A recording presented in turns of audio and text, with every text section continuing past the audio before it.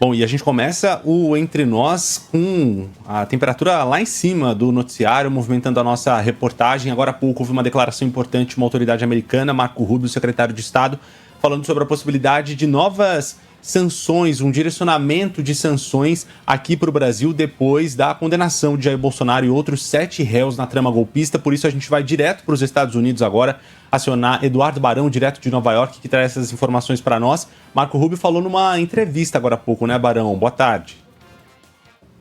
Fala, Renan. Boa tarde para você, para o Frumento, para todo mundo no Brasil. O Marco Rubio está em Israel, está negociando ali a possibilidade do fim dos ataques israelenses, né, contra a faixa de Gaza. Ele estava concedendo uma entrevista à rede americana Fox News. Ali no final da entrevista, ele foi questionado sobre o julgamento no Supremo Tribunal Federal, que acabou condenando o ex-presidente do Brasil, Jair Bolsonaro, questionando se havia possibilidade de novas sanções. O Marco Rubio falou sobre isso, abre aspas, a resposta é que o Estado de Direito está se deteriorando, diz ele.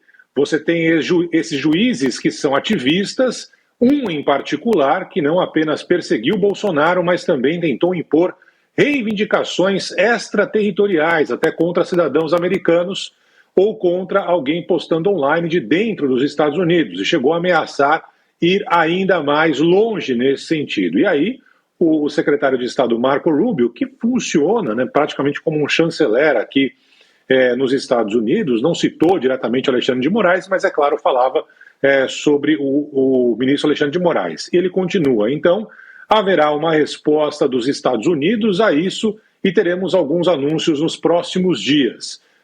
Quais medidas adicionais pretendemos tomar, a gente vai informar. O julgamento é apenas mais um capítulo de uma crescente campanha de opressão judicial que tentou atingir empresas americanas e até pessoas operando a partir dos Estados Unidos, disse o Marco Rubio. Ainda não há certeza de quais serão essas sanções que devem ser impostas ao Brasil, mas por aqui se fala que, mais uma vez, a área econômica deve ser atingida, possibilidade, inclusive, de novas taxas ou sanções específicas contra membros do Supremo Tribunal Federal ou familiares dos ministros do Supremo Tribunal Federal. Então, a expectativa é essa por aqui, não tem uma data e nem quais serão essas sanções, mas é bem possível que num curto prazo o governo americano volte a sancionar o Brasil depois da condenação do ex-presidente Jair Bolsonaro.